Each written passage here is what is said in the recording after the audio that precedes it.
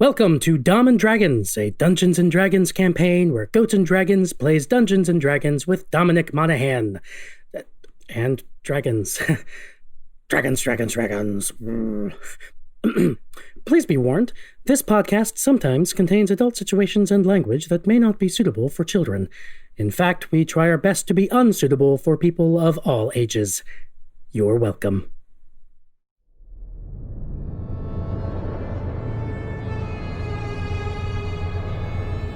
Welcome back to Burden, a muddy spot under the boot of the Gohomian army. If you have a sword, you best know when to draw it. If you have money, you've probably left. And if there's someone you trust in this forgotten place, you hold on to them. We're all just trying to make it here, and maybe we ain't looking too close about what you gotta do to be good in a place like Burden.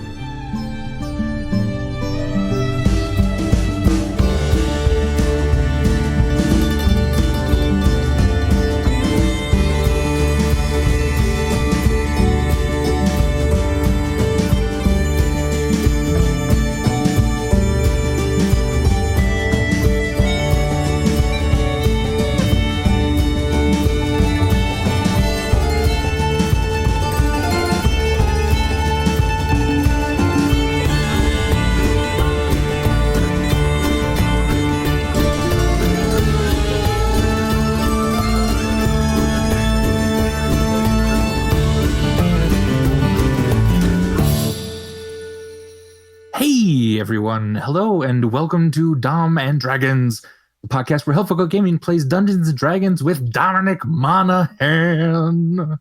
I love it.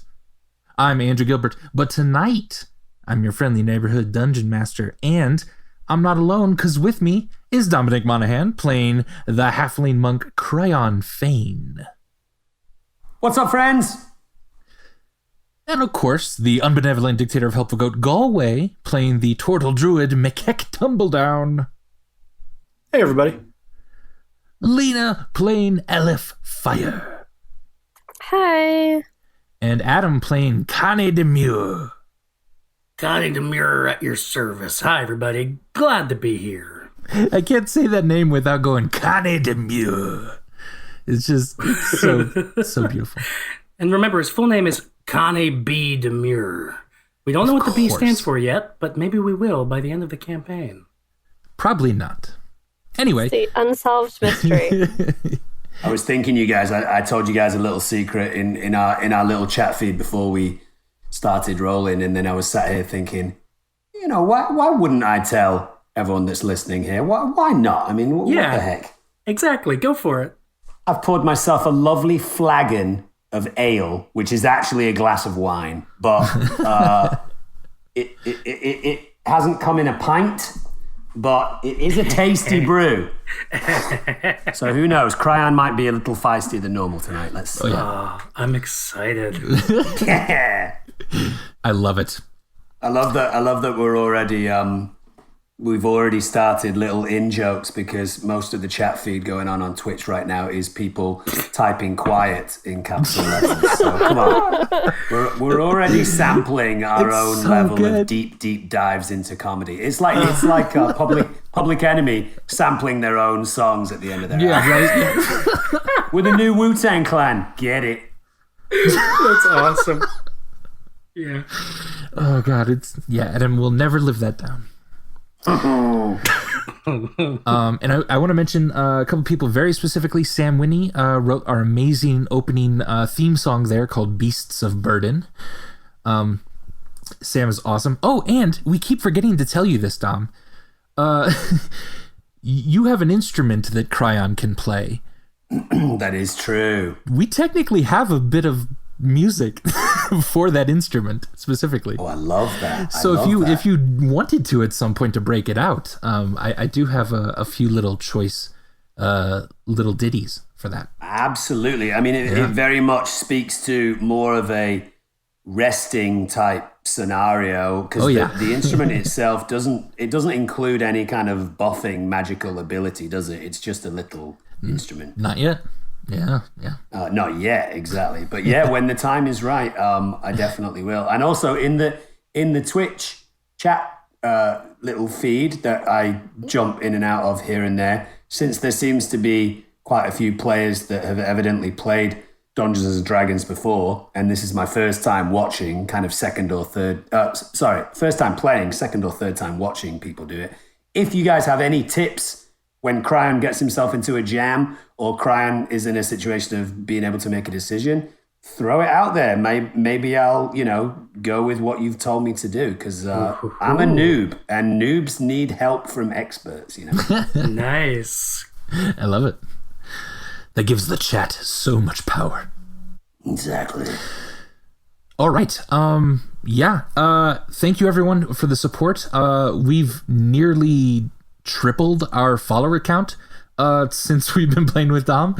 And you guys have 3 followers now? Yep, 3. Absolutely tripled it. My mom, my sister, and my cousin. So 3. I like the double burn here because that just implies that they weren't following. Yeah. Like your family only followed for you got Dom Monaghan. Your family wouldn't follow for you. Fine. We'll pay attention to you now. Not to put my family on blast, they weren't, I don't think, following until Dom They weren't.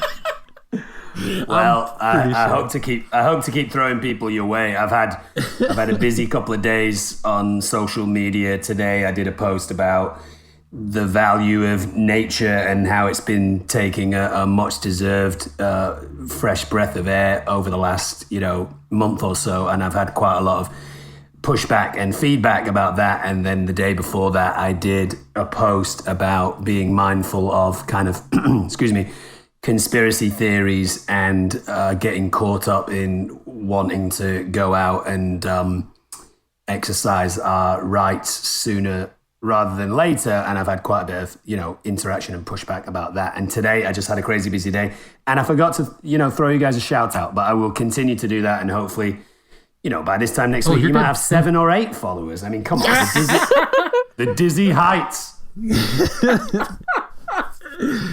Oh, I love it. I should drink more often. Yes. Just in general. Yeah. Well, if there are no more announcements, let's jump into tonight's game of Dom and Dragons. Last time, this team of misfits found themselves restrained within a runaway carriage, and due to the quick reflexes of Kryon, were able to steer the carriage away from the edge of Wither Gulch. They then saw what it was that spooked the horses so much. A giant, red-eyed hound that chased them and paused only to chomp on one of the guards that was thrown from that speeding carriage. Making it back to town, they took a covert avenue through the corn and the pumpkins of Mythenmere Farms, while McKeck was magically able to shroud their entrance back into the city. Elif started a fire in one of the captain's houses. This pulled the recruits from the jail for the moment, and the group snuck back in. Kryon looked around for Kalia or the music box, finding neither. And while everyone found their own possessions, Connie also found an old friend he believed to be dead. Now, you've acquired your things again. The dank smell of mold and sweat assault your senses, and as we go late into the night, you all look to Connie, who is transfixed on someone in the far cell, about to ask a question that only Vern would know. What is it you would like to do? Connie, what are you doing? Who are you talking to? We need to, find a music box and get out of here. The guard's going to stay gone forever. What are you doing? Take it easy. I'm transfixed right now. Okay. Okay. Trying to think of a question to ask this man who I thought was dead. Who I watched you get hanged just a few weeks ago, Vern. If that really is you. Whoa. Wait, Vern is in there? Yeah, look closer, Missy. That's the man who finally got to catch you After I spent 10 years. Yeah, Vern's a piece of trash. I thought he was dead. He was such a jerk. I mean, he was better than you. He was actually a lot better than you. He was actually a really, noble man. Yeah. But he caught me, and that was not okay. Is there? I'm sorry. Is there a map up, Mr. Dungeon Master, of where we are? Oh, something's occurring. You are in the Burden prison on the sort of south end of Burden, the town. No maps of the interior of the cell. I'm just wondering if there is kind of any more lootable ability or where our friend is in the cell or any of that kind of stuff. Yeah, they're in the sort of westmost cell. The one sort of just to the north was the goblin and the two wolves. There were kobolds in one of the cells. And then one of the cells just had a couple, it looked like soldiers sleeping off a night of hard drinking. There is one soldier that you've knocked out, just kind of laying in the middle of the floor here. And you've searched everything that you can at the moment. You've looked through all the tables and the desks and where they were keeping all of your belongings. Oh, okay. Interesting. Yeah. And just a little moment of clarification. Have you, Kryon, told them about a music box?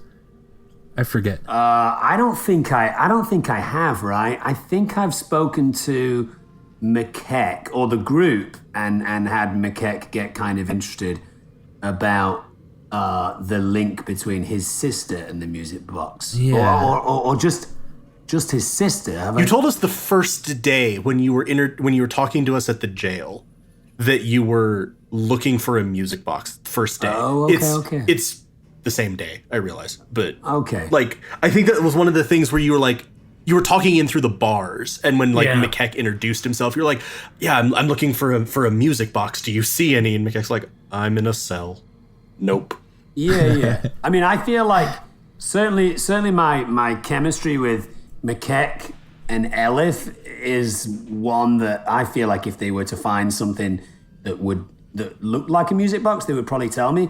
Connie and I seem to be a slightly slower burn, which is interesting because he's the first person that I met. I think he has bigger fish to fry than the music box for me, but I kind of trust that if these guys saw something even slightly resembling it, they might say, "Hey, small fry, is this the thing you're looking for?"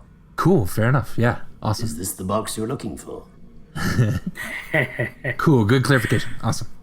So I guess Connie would ask Vern, and I don't know. I guess it might be worth just talking about this right out in the open, because Andy, you and I have not really talked about this. But in my view, Connie and Vern were kind of co-workers and at least friends for a long time, up until Vern ousted Connie. Sure.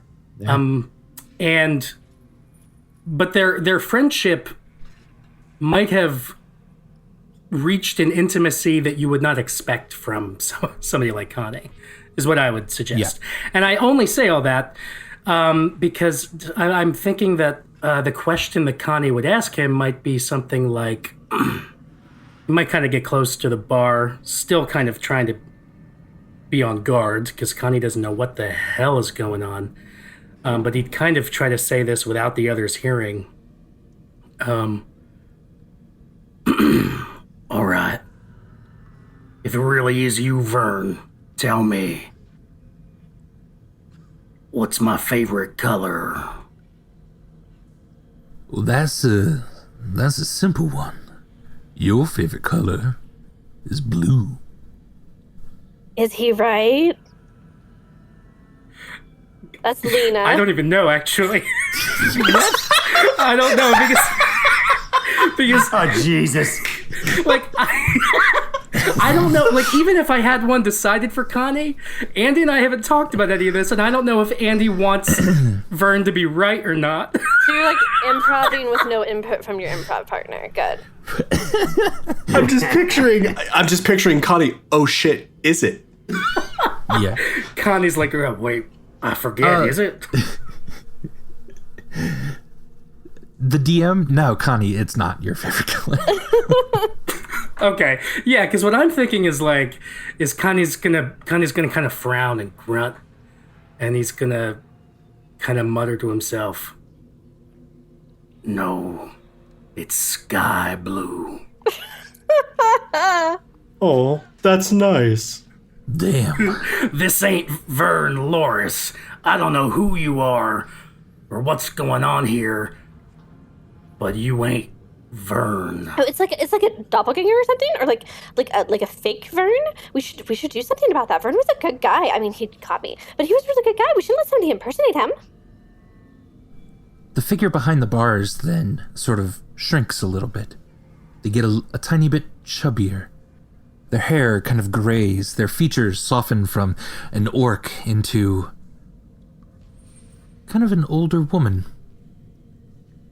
wearing leather armor with pink scarves sort of placed at certain places. Elif, this is your friend Rosie.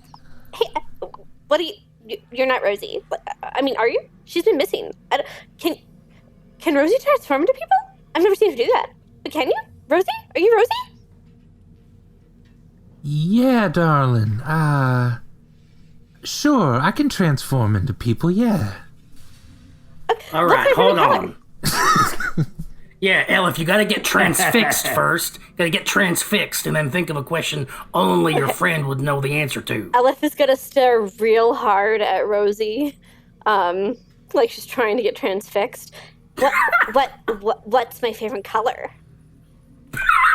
Well, that's an easy one. It's blue. No, that's not. It's red. Rosie would know that. Rosie knows how much I love fire. What's wrong with you? You're not Rosie. You seem really fixated on that single guess. The figure behind the bars transforms into Kalia at that point then. Blue? For Makek, your favorite color? Blue, right? It seems like it's like Gammy always said. You win some, you lose some, and some you beat to a pulp with a magic stick. And fire. Kryon, get over here. Do Shorty. Do Shorty. Kryon, come here.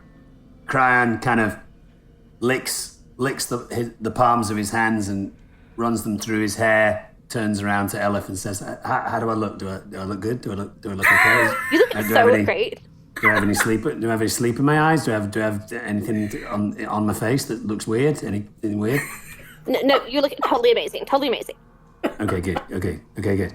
Takes a deep breath, puffs his cheeks in and out, walks over to the cell, and says in his best big boy voice, "Hi, I'm Kryon.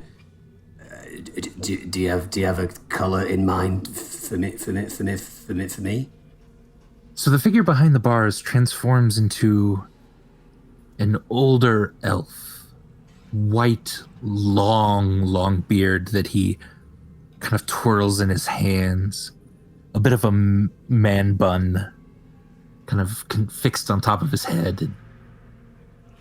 This is one of the old masters at your monastery, Kryon. And he says, "Oh, young one, your favorite color is blue. Am I wrong?" It actually is Kryon's favorite color. About fucking time. So there you have it, young one. Surely I am this person that you see before you. You must let me out. That's not very convincing. Shut up, I'm talking to the little one.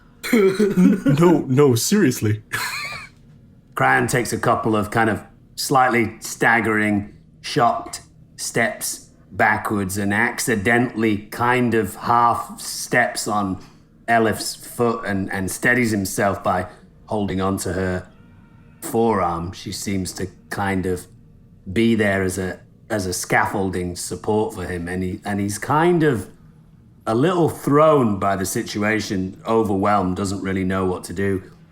stammering a little bit. Kind of sounds a little bit like an outboard motor of a boat that's broken. You know.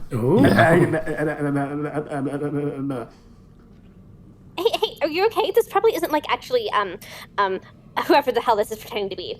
Since they like transformed into 3 other people already, like they're probably not. So we don't have to let them out. You don't have to do what they want. I think we're in.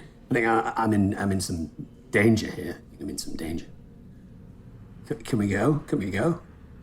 Yeah, we can leave. We didn't find your music box thing. Oh, we were not looking for a music box. We didn't find the thing we were looking for. But we can go, definitely. Let's go. Well, before you leave, and then the figure transforms into perhaps what is its true shape. You see a white skin with white eyes, no pupils, white hair. This is what you know as a changeling, someone that can easily change their form. But for it to be able to sort of latch onto your minds and think of a person that you know and transform into it, that's a very special sort of gift indeed. And as you are trying to turn to go, the figure says, please, no. I'm sorry for the deception. I do require your aid. I do not belong here, and if they knew who I really was, horrible things would happen to me. Is there like a trusting roll or like a deception? Oh yeah, there's a deception check, right? Or there is insight. if you want to deceive. Yeah, if you roll insight. Oh, that's if you wanted to deceive. Yeah, Oh, insight yeah. will allow you to kind of read the person. Yeah. Does anyone have a higher level of insight than me, which I think just seems to be base level 2? McKeck is actually fairly insightful. What do you think, McKeck? I don't know that McKeck's heard anything yet that he sort of cares to expend the effort on. He's kind of gathering his things into a bag. Like, Connie, I think, would be curious about this too. He, with his bounty hunter background, he's got proficiency in insight, and and he's still really bothered by the fact that this changeling would have kind of taken on Vern Loris' form. Yeah. If 2 of you want to roll, that's totally fine. We'll see, or whatever. 5 from Connie.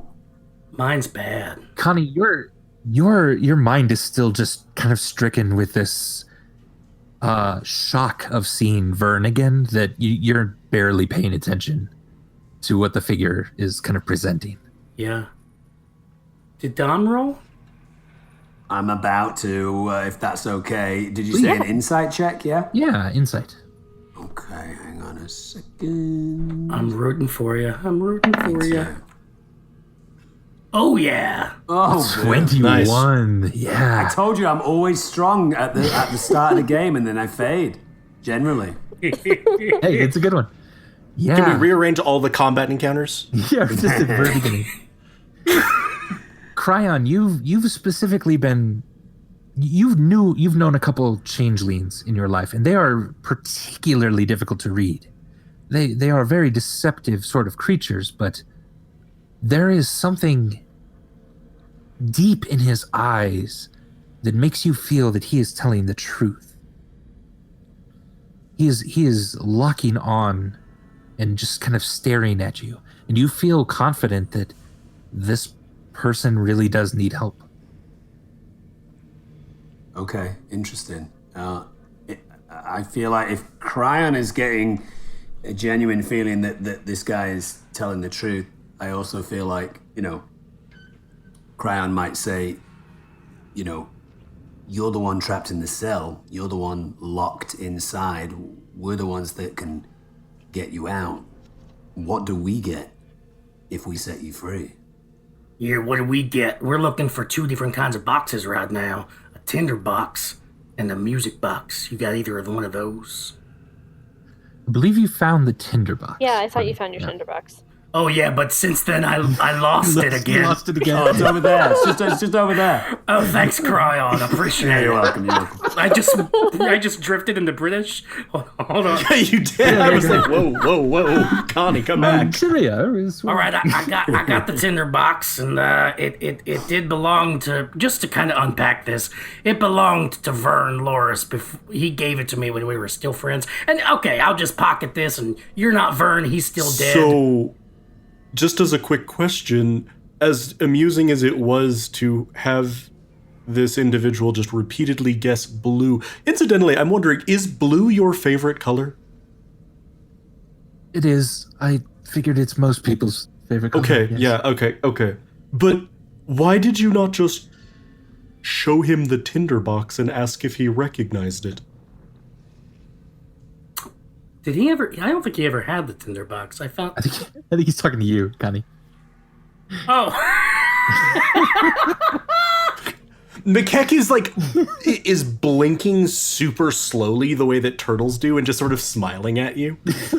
Hey, you blink like that at me all you want. You think that would have been a good solution to the situation? I show him a tinderbox, give him a 50-50 chance, whether he recognizes it? That's silly. I like my my favorite color question better. You can also ask follow-up questions like, whose is it? Where did you get it? Things like that. But anyway, all good. Yeah, guys, remember, I think we talked about this a few hours ago, but remember there's this idea of a common enemy, and it just feels like when we get involved in these internal squabbles, our energies they're being misplaced. Do you know what I mean? Let's think of the common enemy, the Judean People's Front. Come on. All right, just tell Shelley over there to stop talking down to me. I'm taller than you are. All right, Connie, all right. The little one is right. There is a common enemy here. This is what I can provide. I am certainly a common enemy. Did you just call me the little one? Hang on a second. Smaller. You guys all just happen to be unnaturally taller than me, not the other way round. Okay, carry on. I apologize. What is your name, sir? My name is Kryon, and you do well to remember that. Kryon, yes. Well, my name... Let me look at my notes. My name... You're not inspiring trust. My name is Grom Catchery. Huh? And he's obviously thinking that you'll recognize his name, but you don't. Grom Catchery. I've lived here my whole life and I haven't heard of you. Yeah, Grom Catchery, isn't that a way to prepare a chicken? I think it is, right? That seems correct. I mean, I don't really cook, but that sounds right. It's like chicken and mushrooms and carrots with like a gravy and some parsley. Is that Grom Catchery? You're all wrong. Grom Catchery's a fishing technique, isn't it? Oh, excuse me. No, it's So neither. the chicken sounded good. Yeah, we should get some chicken, you guys. Focus, everyone. Focus on me. The character or the DM talking? That was the character. The DM loves it. I am a spy for the Wigmoles. I know many informations that would be very dangerous if I were to be let loose for the Gohonian army. They've been looking for me. They send people to hunt me.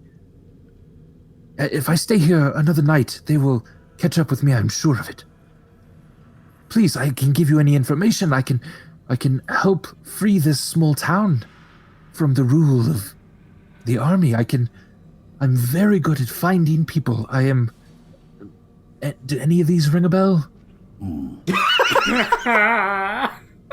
Yeah, like suspiciously so. Like you could turn into people we knew. Are you reading our minds? Are you reading our brains right now? Are you reading my brain? What am I thinking? You're thinking about fire right now. You're just guessing, but also, yes. I do have a limited ability to peer in and see images in people's minds. Yes. Oh, so can you actually help us with those things, or are you just saying that because you read our minds? Why not both? Ooh, insight. They're only a 9 for my insight check, but is he telling the truth that he can actually help us with those things? As far as you can read, yes, he seems to be telling the truth. Yeah. Okay. Can we as a group kind of step away and have like an internal little conversation that he doesn't hear? Yeah, absolutely. Yeah, Good you kind idea. of move over to the other end of the jail a little bit, passing the wolves that kind of growl at you. Okay. I mean, I feel like Kryon's pretty keen at this point to maybe help this guy out because he thinks it might be advantageous to his mission. Kind of turns to the guys and say, guys, what do you think? Wasn't that long ago we were in a cell just like him. This guy seems smart, a little strange, but I think physically we can take him. If we free him, he might be able to help us out. Anyone else feel the same way as I do? Yeah, and I don't really like. I mean, I don't like leaving people in this jail, right? I don't agree with these people, these horrible jailers and these occupiers. They're bad people, so we should just let everyone out. But especially him. But everyone. I'm fine with it. Yeah, I mean, who knows? Maybe he could help us with Shelley's sister, right? That's what we're doing now, right? We're helping him with that bounty. Who's Shelley? You know, this guy, young Sheldon here. I don't know who you're talking about. McKeck is also just blinking. No, is there someone else with us? Kryon just rolls his eyes, looks at the two of them. Guys, remember internal struggle, common enemy. I'm all good with the common enemy. I'm just confused. Does this Shelley also have this common enemy? I don't. Did one of those spears get in your brain? I didn't notice that. Connie rolls his eyes and looks to Kryon. And he's like, well, some people don't know the concept of nicknames. Yeah, Small Fry, I'm down. Let's let him out. And Elif, you know what? Because of our burgeoning camaraderie, I happen to agree with you. Maybe we should let all these folks out of this jail. Anything to stick it to these rugged damned Galhonians. Yeah. We should do that. We should definitely do that. I mean, there was that one, like, kind of weird person who was, like, speaking of weird riddles. That was strange, but we can let them out, definitely. Kryon, as they head back to the cell, Kryon accidentally on purpose just catches Connie's foot and kind of trips his step a little bit, looks over at Elif and says, Small Fry. Love it. Connie will kind of recompose himself. And is there like a desk here and like a chair where Connie would feel like, oh man, if I sit in this chair, it'll take me back to when I was sheriff. He might sit in such a chair and put his legs up on the desk. Okay. Yeah. And are the rest of you opening the gates, opening the locking jail cells? Yeah, I think that'd be a thing McKeck would be helping with. Yeah. He would also, right. I suspect if he was talking to Grom, it's like, Yeah. do you have any insight on who you're transforming into? Do you know what you look like when you do that? Without a mirror. I am able to see images in people's minds, and I just try to mimic that as best I can. So, have you seen the person who you turned into to try to fool me? Oh, I'm afraid I haven't, no. Was she dear to you? Yes. And she's missing. I would do my best to help you for freeing me. Yeah. Perhaps we leave the jail cell? I don't know why there are no guards here at the moment, but... Oh, Fire. reasons. Okay. One of which is fire. Kryon, as you go to unlock the gate of the goblin and the wolves, he just pushes open the gate from the inside, sits down on kind of a wooden sled behind the two wolves, gives them a little bit of a hitch, and then they come right out into the main area. Ah, skies. and birds, and now halflings. Ha! And then the dogs will, the wolves will ride him up the stairs out the front gate. It doesn't appear like he was actually locked in here. Interesting. And now that you look in his cell, he's got kind of like a small little kitchen area and a bed mat. He seems to be living here, which is interesting. Weird. Wow. That is weird. You also unlock the kobolds. They scurry out very quickly. Do you unlock the Gohonian soldiers who are sleeping off a drunken night? No. No. Can I do a pickpocket check or something like that? You can go. Yeah, you can go in their cell. Yeah, and pickpocket them. Yeah. What is that, sleight of hand? You don't even need to roll it. They are dead asleep. Oh, they boo, don't notice you. Yeah, take 2 pouches of 10 silver each off of them. Nice. I'm gonna give. What did you say? 10 each. I'm gonna give 5 silver to each of my compadres. Oh, Wow. nice. That's so naturally good-hearted. Hey, come on, we're a crew. We're an unruly crew, but we're a crew. I love The that. only way we're gonna get through this. Connie, honestly, Connie himself, again, will be kind of surprised by that. He'll kind of, furrow his eyebrows at you and kind of think, what is this, some kind of trick? Like that time you tried to trick me 5 minutes ago? And then he'll be like, oh, all right. He'll take the 10 silver. Yeah. 5 silver. I feel like the exchange with Elif and with Mikek is just, here you go, here's 5 pieces of silver, and the exchange Thank you. with Connie. I have to kind of show Connie both of my open hands as if to say, look, I didn't just do a magic trick. I just gave you 5 pieces of silver. There's nothing up my sleeve. That's awesome. Yeah, Connie will take it. That's great. All right. So Grom seems to be standing there, kind of hanging out with you. And about this time, you notice the knocked out guard starting to stir a little bit on the ground. What would you like to do? Do I think he is actually conscious? You could do a medicine check, quick. I'll sort of trundle over to him. All right. 13. Yeah, he'll be really groggy, but he might be starting to kind of wake up. Mikek's gonna sort of look from side to side. Can I punch him with the intent to not kill, just knock him out again? Yeah, absolutely. Damn. Yeah, just give me a strength check. Mikek's hardcore. Hardcore turtle. A 9. Yeah, actually 9 hits him. He's laying down. It's not hard. You just kind of punch him, slam his head, but kind of back into the ground, and he's not making any more sounds. Mikek will sort of wander over, and is there sort of a guard room right around us anywhere? Not really. This kind of all is a common area between the cells. Yeah. Are there any jackets hanging up or anything? There is kind of almost a duster. In one of the corners. I'll take the duster and lay it over him like a blanket. Okay. Sleep well and stay asleep.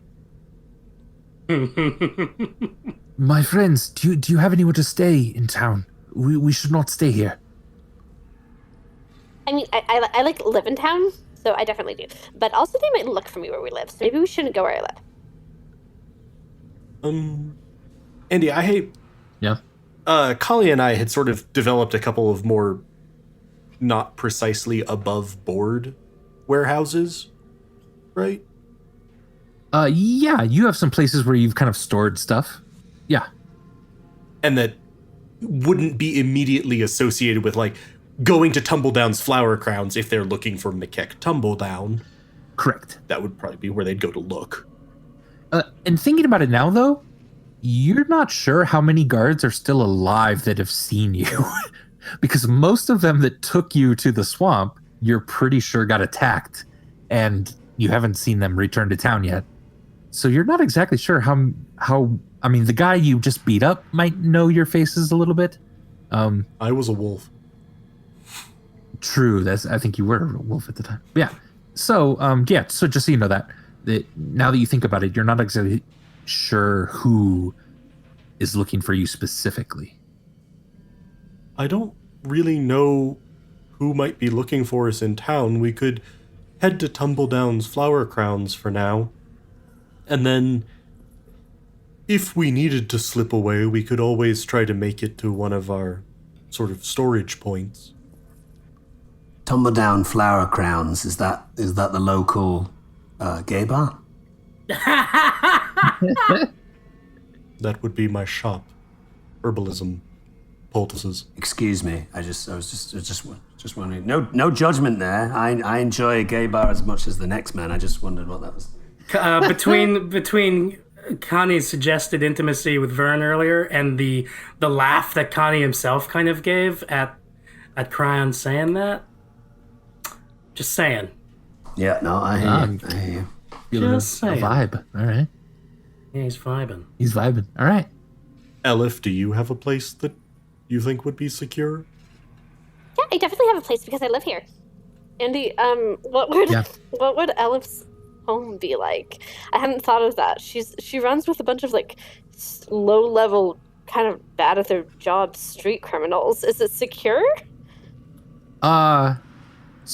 Define secure. Like Elif would feel safe there. Probably no one else. Well, okay, I'll answer as Elif then. Yeah, it's like definitely secure. You know, it's with my street family, and we do a lot of crimes, like Connie has said. Mostly I blow things up because I'm an explosive specialist. So it's really secure. You just gotta keep your possessions like in your eyes. You know, don't go to sleep. Just keep an eye on them, and you'll be totally golden. McKeck's gonna raise his hand slowly. I vote for my shop/house. I think in the last session it was established that Connie has never been able to find out where Elif lives, right, Andy? Yeah. So he'll be like, nah, you know what? I think Elif here has it right. I think we should maybe go and hide out at her place. Great. We'll have to blindfold you, Connie, because it's just, precautions. But this is not because you're not part of the team. You're totally part of the team, and I care about you so much. It's just we gotta keep you safe, right? So you're gonna blindfold just me and not Yeah. not the other two? Yeah, just you, because you've been trying to, kidnap me. And probably there's bounties out on my family members, too. But the other two haven't tried to kidnap me. Kryon, you also have a room still at the One-Eyed Beast that you had rented recently. Oh, is that the tavern where I met Connie? Yeah, yep. It did have a few soldiers in it last time you were there, so... Have I left? Did I leave any supplies there? Did I leave in a hurry, or is it kind of empty? No, yeah, you basically, so you rented the room to meet that lovely young lady right. back there. Right. And then very quickly left immediately to come to the prison where you were then captured. Yeah, cool. I think this all seems to sound great to Kryon. I get the feeling that Kryon wouldn't mind having the opportunity to potentially pick up a few kind of supplies with a little bit of the silver and gold that he's picked up. There's a couple of things that he might have his eye on. Right now it is about 2 a.m. too. Oh goodness! All right, in that case, I'll just hang with the gang. All right. And where's the gang gonna go? I think we're still undecided. Elif's place? Is that where we're headed? Are we? I feel like McKeck looked at Connie agreeing with Elif. I was like, yeah, that doesn't seem right. Oh, you might have to roll an insight check for that, mister. Just saying. Not really. You just repeatedly have commented on wanting to capture her, and then we're going to need to blindfold you and blah, blah, blah. Like, yeah, that feels about right. That scans. Okay. Well, I don't think me getting blindfolded and the two of you not getting blindfolded really gels with the fact that we have this burgeoning camaraderie. So why don't we just go back to my place? How about that? It's the ultimate bugbear bachelor pad, I'm assuming. Andy? Ultimate? Or... Well, at least penultimate. He's looking around at the others who are doubting me just as much as you are. I mean, it's a pretty decent bugbear bachelor pad. Okay, my life is shit. Ever since Vern ousted me, my life has been shit. I try to keep things together with my bounty hunting, but it's not been good. Well, there's an even number of people here. Elif wants to go to her house. Connie wants to go to his place. Does it make sense for you guys for Macleod and I to vote? And that is the deciding vote? Anyone anyone like democracy around here? I mean, I like love anarchy, which is really similar to democracy, I think. Okay, what do you think? Ooh, politics. Is this? Do we roll a die for that, or is that? Well, you can just decide how you would want. I'm going to stand by my initial assertion that I think it would be safest to go back to my place. Oh, now we're split now. You sort of look over at Grom real quick, and he goes, just maybe with the fewest people around. Oh, there's like a ton of people at my place. Like so many? Right. So many people. I would maybe vote for seclusion. Okay. Well, I'd be cool with going to Macleod's place. There might be the chance for me to potentially find some supplies there if Macleod's generous with helping me out potentially. As a side note, we also have spare rooms. So, a consideration if all of us are going back. Yeah, I could afford a rest as much as the next halfling. I can go for days, but rooms are nice. And also, like you said, you do herbs, right? Maybe I can find some herbs I can use for explosives. So yeah, I'm good to go to your place. Yeah, all right. We can go back to young Sheldon's place. And by the way, I think democracy and anarchy are bad. I don't like fair judicial systems. All right, let's go. Okay, well, anarchy is not a fair judicial system, but you're definitely wrong. Democracy is very nice, but also anarchy's nice. Anarchy's nice. Fire. Let's light everything on fire. I just had a request in the Twitch chat to say the words judicial system as Connie, so I just was desperately flailing for a way to say it. Okay, we're heading to Macleod's place. And actually, as we're and I will probably try to take whatever route I think would be most secluded, Andy. I don't know if that would be skirting through the fields or just sort of cutting through side paths. I bet Andy's getting one of his tricks ready. Setting up some map where we're fighting some nonsense. Oh no, where did his power go out? Oh, it did. Oh, he's gone. He disconnected. All right. I like how we just immediately jump to Andy's doing something shifty. And then I'm like, I haven't heard from him in a while, actually. So, hey, Dom, any D&D questions for us? Because I think that was a really good time. Also, chat. If chat has D&D questions or chat, questions, throw chat. them at us. Chat it'd be fun to hear from chat right now. I mean, you guys have obviously been in this situation before when the party is split as to what to do. Does it usually come down to just talking it out, or is it like the toughest guy gets to decide, or like how is it? I guess there's no usual way, right?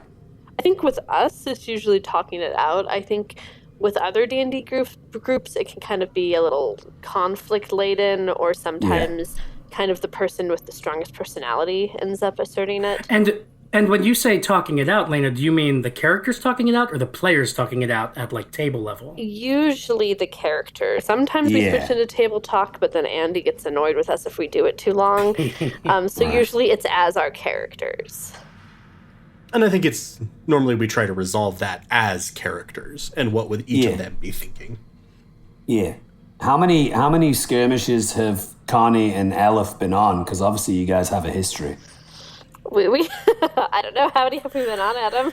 I mean, over the course of Connie's around 10 years as sheriff, as a corrupt sheriff with like vested interest in various, corrupt dealings in town, specifically with Burden Tobacco, Connie always had kind of business interests in.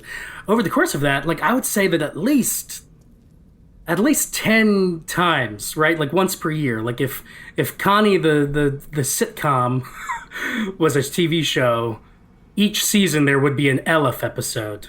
Just like in Brooklyn Nine-Nine, like each season there's a judge, whatever his name is, Trudy episode.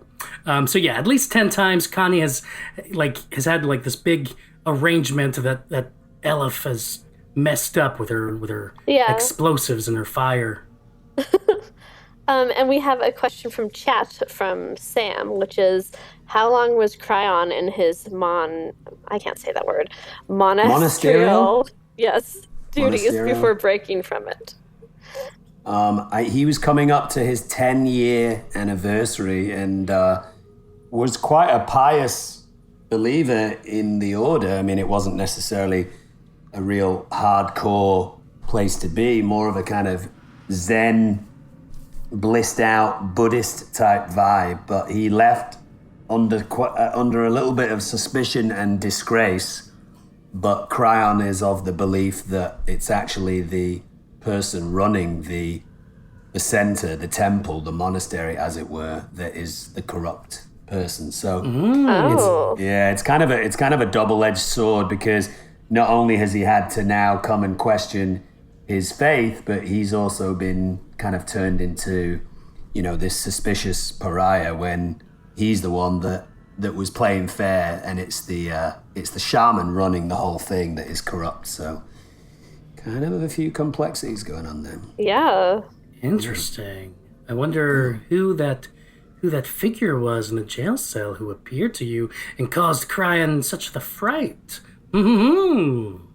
Yeah, he definitely gets freaked out by that. I think he kind of handles his business quite well, but when these kind of ghosts from his past show up, I think it really throws off a character that is usually pretty good with his kind of senses and wherewithal, Nice. He's got pretty high charisma, pretty high constitution, pretty high wisdom, but he was embarrassed in public and thrown out of this organization that he loved. So he's got a lot of issues with that.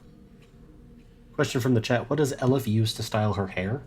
I mean, fire, obviously, right? Like, she doesn't, light her hair on fire, but I could see her just, in the mornings this is so weird, doing Produce Flame and just getting it really close to her hair to make it go all frizzy and crazy. That's so screwed up. But, that's totally Elif, right? So screwed up, but also, yeah, definitely. That's amazing. So does she use, the volumizing fire? Or... Yeah, it's special fire with volumizing foam. Just PSA, don't light hair products or your hair on fire, you guys. Bad idea. Yeah. Don't be an Elif. Don't be an Elif. I mean, hairspray is crazy flammable, right? Right. Andy, just talk us through, Andy, what happened there, because it seems something quite trivial happened at home, right? Andy, before you talk through it, please join Onwecaster again. Oh, okay. Hold on. Do that and then respond perfectly organically to what Dom just asked you. Join Onwecaster, or possibly have your dog do it for you. So there's a really nice, interesting thing that's going on in the world. God. It's at 8:00 at night sometimes, wherever you are, there are people that will howl. Oh, yeah. To actually kind of let everyone know, hey, you're not alone. There are other people out here. And it's a really beautiful moment. Yeah. My dog really freaks out when that happens every night at 8:00. Poor Mugen. He was... Yeah. And he got scared and ran over the cords and just pulled it out of the wall of my internet. Oh.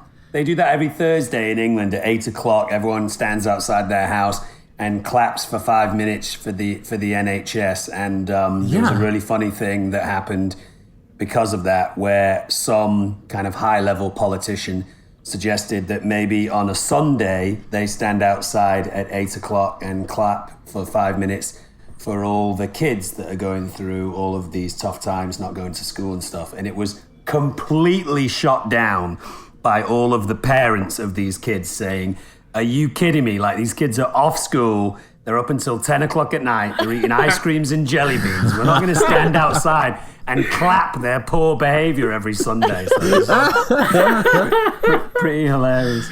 That's so awesome. Good. One last question before we get back into the game from Twitch. Yes. Silme42. Did y'all have certain inspiration for your voices, or were they organic with your characters? My inspiration was definitely just trying to do like my best kind of off-brand Rooster Cogburn kind of true grit impression. And it's not really even a good Rooster Cogburn. It's just me doing this all the time.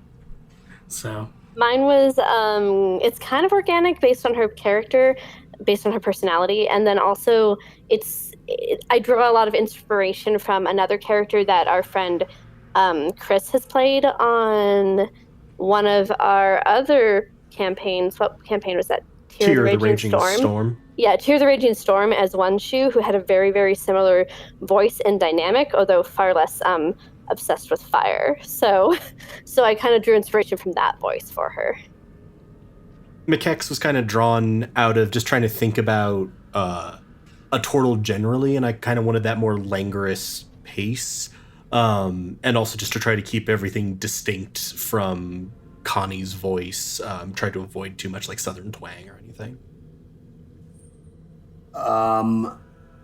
I had thought about mine. I was gonna do kind of either a like fake Paul McCartney or fake John Lennon. So I was either gonna do like kind of like talking up there like Paul McCartney all the time, kind of like, constantly, it's great, isn't it?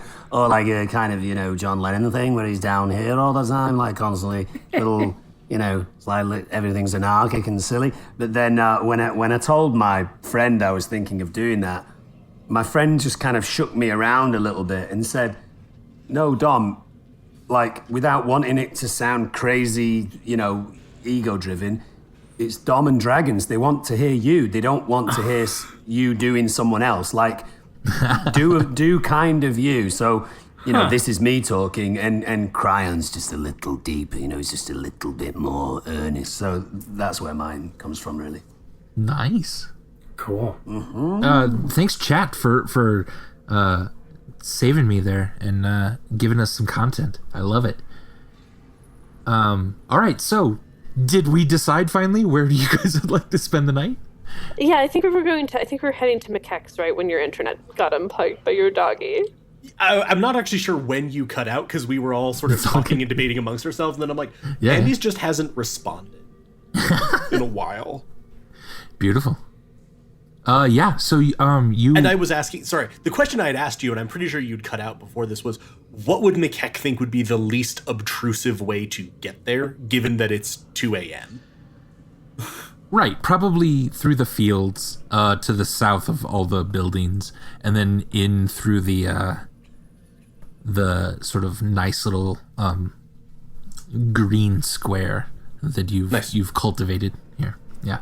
Is that building still on fire? That Elif set on fire? I don't know.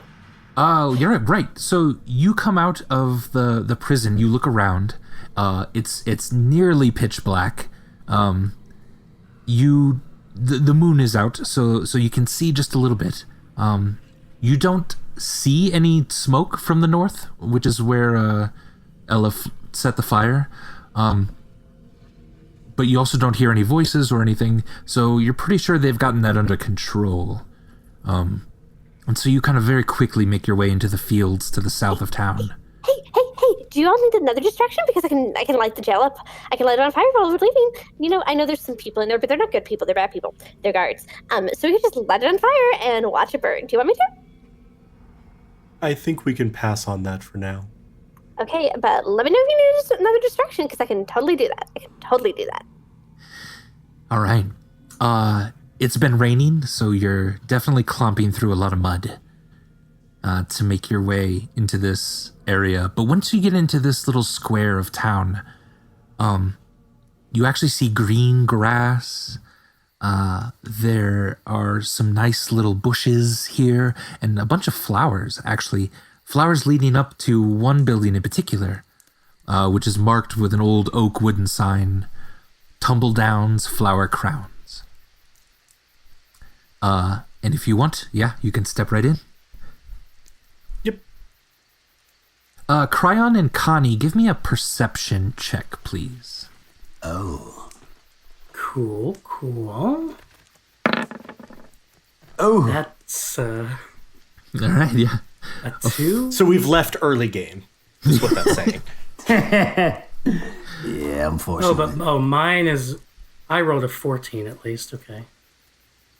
All right, a 4 and a 14. Yeah. So Kryon, Elif, and Macleod are basically ready to go inside. You're cold. Kryon, you're keeping an eye on Grom, just to make sure he's not sort of doing anything weird or odd. He definitely has a limp that he's been nursing on the walk here. But because of that, because you're focused on that, Connie, you're the only one that hears a deep kind of and guttural howl in the middle of the night. It's like a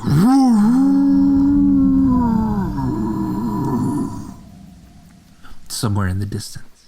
And your mind flips back to that terrifyingly large dog with the red eyes. Because this does not sound like any natural coyote or wolf in the area. You said somewhere in the distance. I guess just kind of get a sense of how far, what direction. With a 14, maybe south, and you're not sure how far. Okay. Connie will sort of kind of stop short and shush loudly to the others. Shh! Hey! You guys hear that? And will the howling continue, or was it just that one howl? It was just that one, yeah. All right, so I don't know if they'll pause, but yeah, I swear I just heard a weird howl. I guess that's how Connie might say it. Yeah. A weird ass howl. Sounded like maybe that weird ass dog or wolf that was following us earlier. Which was, again, neither a dog nor a wolf, just something that looked like that. I said weird ass. Yes, several times, in fact. All right, well, I just wanted to alert my new burgeoning comrades. Should we do something about it? So I'm going to tell you guys now, I'm kind of like a one-note person, but I could start a fire. I'm only one note person. That's amazing. No, I say we get inside, and with any luck, maybe that beast out there will come across some Gahonian soldiers before it comes across us. In Kryon, because you were focused on Grom during that, and because you rolled so well the first time in reading him, you see when Connie mentioned something about a weird-ass dog or wolf, just this kind of look of terror flash over his face. And then he tries to compose himself. Yeah, you just sort of notice that little movement on him. Does he see him in that moment? No. He's not paying attention to you, really. Okay. Nice. Then you step on inside. And Galway, what does Tumbledown's flower crowns look like on the inside? So if we're coming in on the main floor, it's pleasant. It's got lots of sort of shelves wrapped around. I sort of assume we're coming in on sort of the back entrance. So there's like a small rug for wiping feet. And then up at the front, you can see there's a counter with sort of herbalist supplies, scales, mortars and pestles. And it seems like that is when there's business, where sort of things are. Is this a one-story building or a two-story building? One. Okay. Then sort of off to one side, then there's a hallway with like 3 doors coming off of it. And those are the small but comfortable bedrooms. Nice.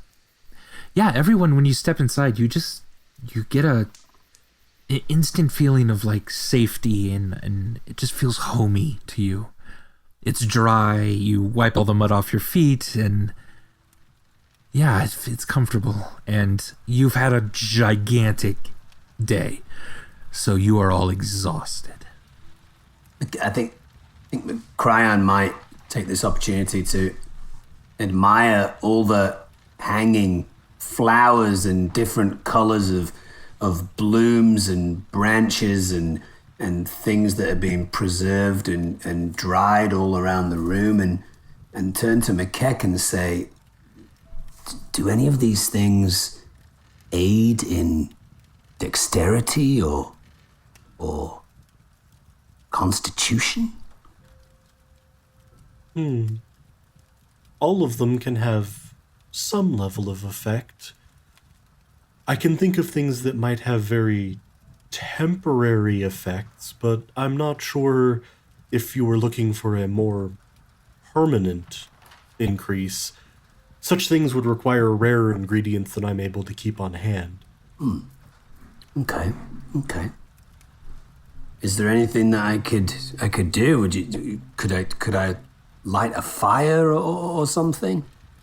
I can light a fire. Oh, nice, good call. Oh, please don't set my house on fire.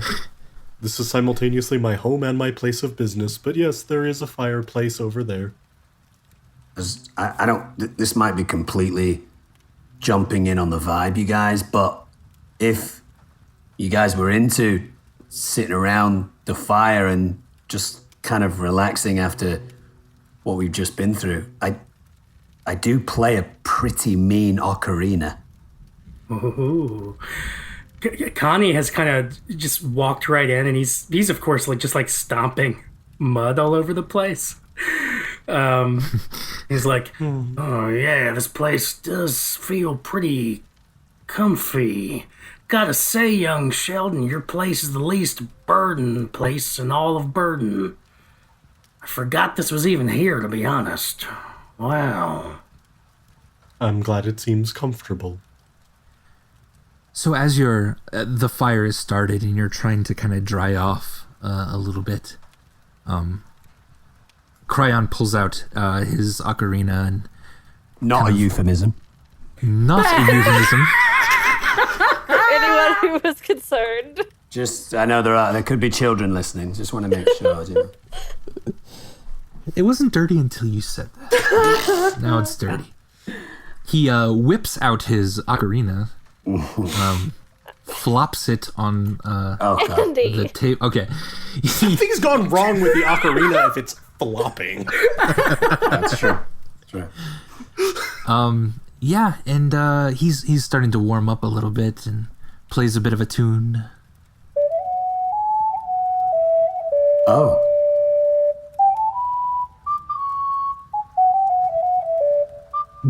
That is so cool.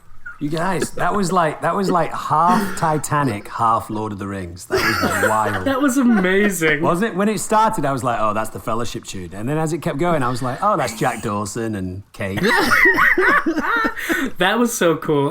We should give credit to Sam Winnie for throwing that ditty together. Yeah, any of the ocarina pieces that are real quick are Sam Winnie. And that was beautiful. Legally not connected to movies and shows that Dom has been in. Beautiful. I mean, I wish I was involved in Titanic. Anything that involves the Titanic. One of the most controversial films of all time. I always talk about this with my friends. I just love the fact that at the end of the movie, he says to her, don't let go. And she says, I'll never let go, Jack. And then 5 or 6 seconds later, she pries his dead fingers off the door and is like, peace out. And as he's drifting down into the deep, she goes, I'll never let go, Jack. I'll never let go. You just let go. You just did it. But she didn't let go. She passed to the other side of it and actively pried him off. She didn't let go. That would imply just passively doing something. No, she was ready to get the damn chisel. Unbelievable, that ending. But what a movie. Ooh, gets me every time. Have you seen the alternate ending to that film? No, someone cut a different ending? They totally shot a totally different ending where they talk Rose off of the ledge and stuff, and they actually get the Hope Diamond from her for a moment, and old Rose. Present day, yeah. Right. It's wild.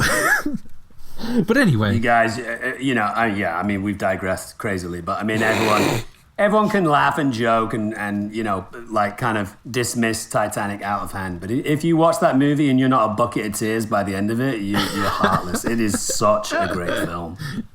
I like it too, honestly. So fun. Yeah, I think that probably also while Cryon's playing the Ocarina, Macleod will be moving some things around in the bedrooms, getting some space cleared for people. Sure. Nice. As you're doing that, Macleod, you see a little bit of writing that's actually been burned onto the bedpost next to your bed. It's in Druidic. Interesting. And it says, Mick, I'm fine. They have me.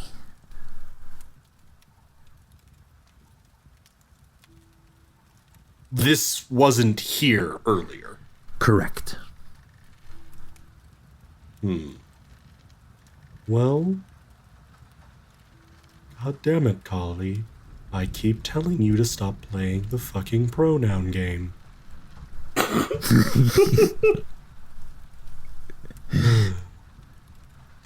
And it does seem to be a little hastily written, as if she didn't have a lot of time.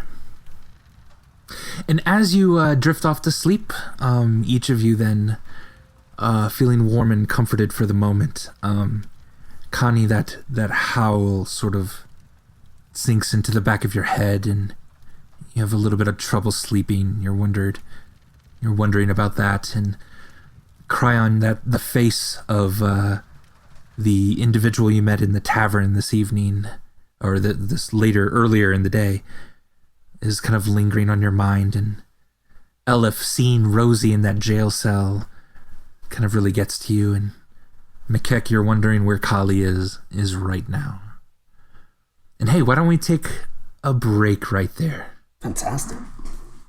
And we'll come back after we get a drink, get something to eat real quick, go to the bathroom, make sure our dog is okay, which is a universal thing. Fortify our router setup. Fortify the router setup.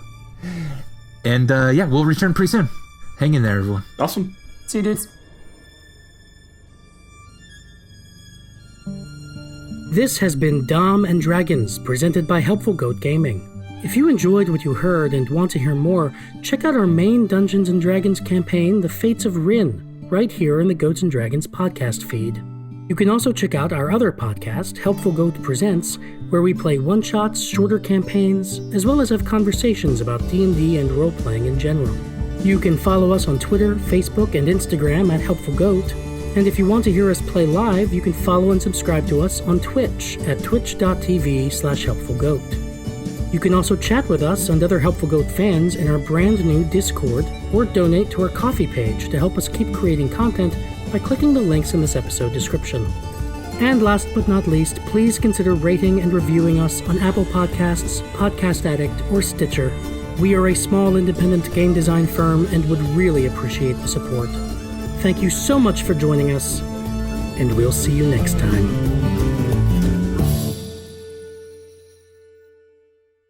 What brand of box wine do you drink, Adam? I'm going to start trying wine again and see if it still makes my headaches really bad. But I don't know which box wine is best. Lena, I appreciate you asking me, but I've got to tell you, it is not my box wine. I didn't buy it. It's my sister and brother-in-law's, and I just mooch off of them. What do they drink? Let me go check. Okay. I mean, you don't have to, right now. No, I'll be right back. Okay.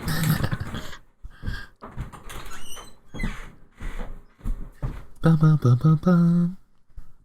Ba ba ba ba ba ba.